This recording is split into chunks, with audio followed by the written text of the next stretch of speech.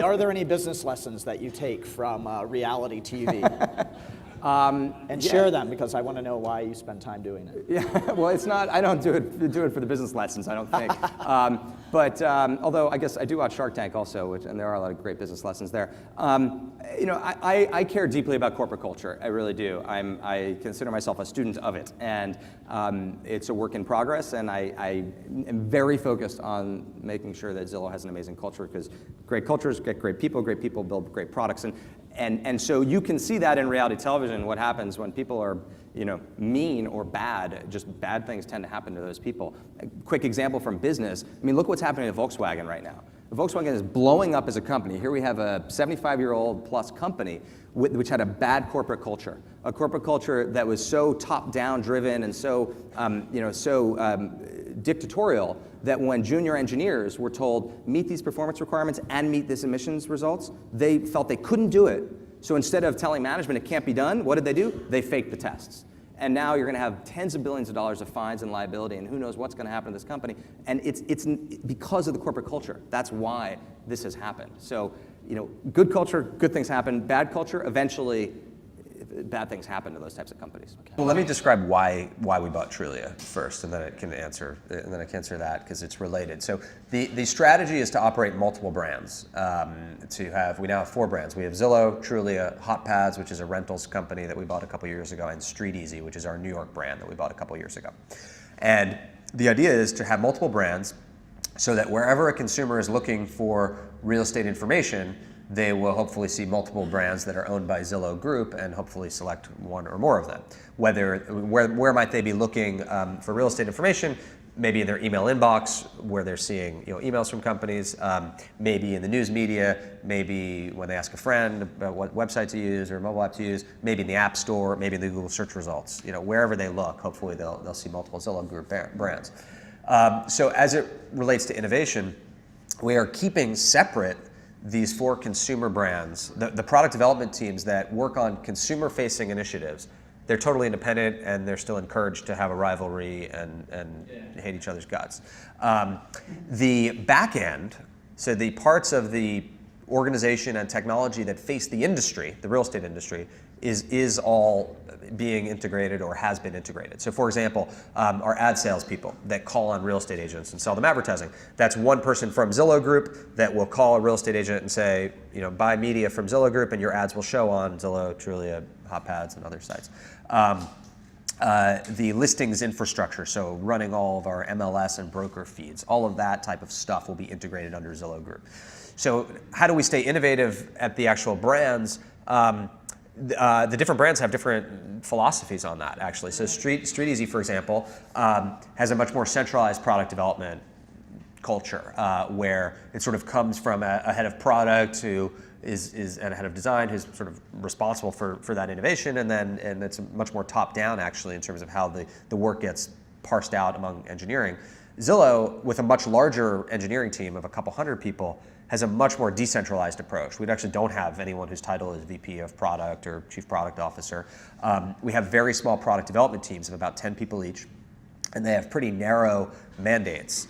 So one's responsible just for email, one's responsible for personalization, one's responsible for the map experience, one's responsible for the profile page of real estate agents, one's responsible for the reputation system, the reviews system. And each of these 10-person teams have a product manager, a designer, a couple front-end developers, a couple back-end developers, and maybe a dedicated tester or two. And they kind of do whatever they want. They're sort of like it's a confederation of little startups, is kind of the way I would describe our 15 to 20 individual 10-person product development teams. And so they stay innovative by having their own code branch and their own ship queue, and they do their own thing. And it works. Well, hopefully our brands are a lot bigger. I mean, you've probably all heard of Zillow. Many of you have probably heard of Trulia, but our awareness in the U.S. is actually much lower than you would guess. Because you're here. You're here, yeah, and you're tech savvy, and I mean, for most people in Toledo and Miami and Tampa and San Antonio and wherever, they're still looking in the newspaper to see what's for sale, or maybe they're going to a brokerage's website, or maybe they're just going to Google for the first time to try to find a real estate website. So I hope in 5 or 10 years that Zillow has, and Trulia had the brand awareness of a LinkedIn that has, or Netflix or an Expedia even that has, nearly 100% brand awareness. In terms of product innovation, I think it's still so early. I mean, this is, when we left Expedia in 2005 to start Zillow, the first probably 20 or so employees who started Zillow all came from Expedia. Even 10 years later at Zillow, we're all still there. So the vice chairman, the chairman, the CEO, the CTO, the 3 VPs of product, or 3 VPs of engineering, the CFO, the COO, the CMO, and the head of strategy all basically had the same exact job at Expedia. And we all left between sort of 2005 and 2008 to come to Zillow. And there we all still have, we're all still at Zillow. And when we left Expedia, the key reason I left Expedia was I felt like we were sort of done from a product standpoint. Like I literally looked at what we were going to ship over the next year or two, and I just wasn't that jazzed. I was like, this is sort of incrementalism, and it's not that cool and exciting.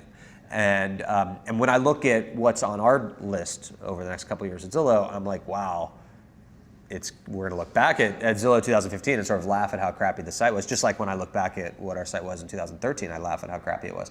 So that to me is cool and energizing. That's why I'm there. There will be a day, and I've said this to employees, there will absolutely come a day when I look at like what's on the queue for the next 2 years, and I'm like, this is okay, but it's not cool enough, and it's time for a management change. It's time for a different type of leadership team that is maybe frankly more cost focused and just isn't as growth oriented. And that's okay too, but that's not for me.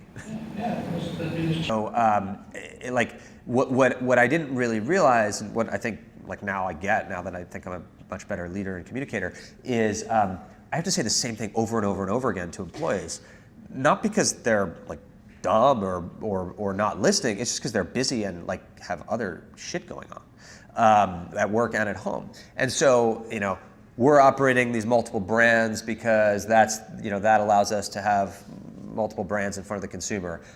We need to stay innovative as a company.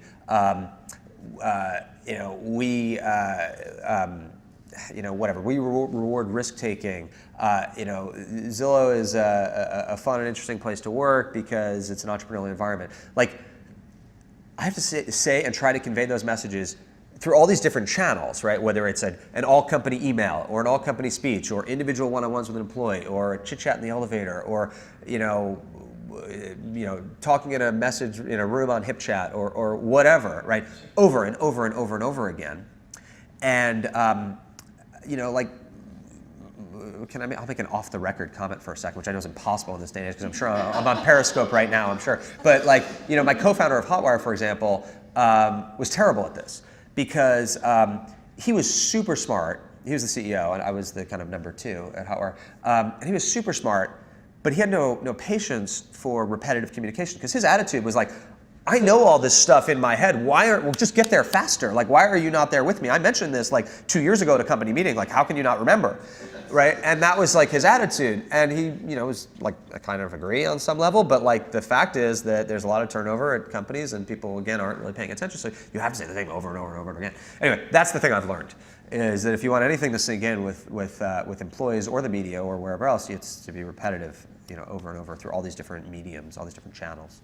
And I think why really like hardcore, super high IQ people usually make pretty crappy CEOs or executives because they sort of view that form of repetitive communication is beneath them because they got there like 10 minutes ago. Yeah, so like I think that is a pretty big gap in leadership styles between a lot of people.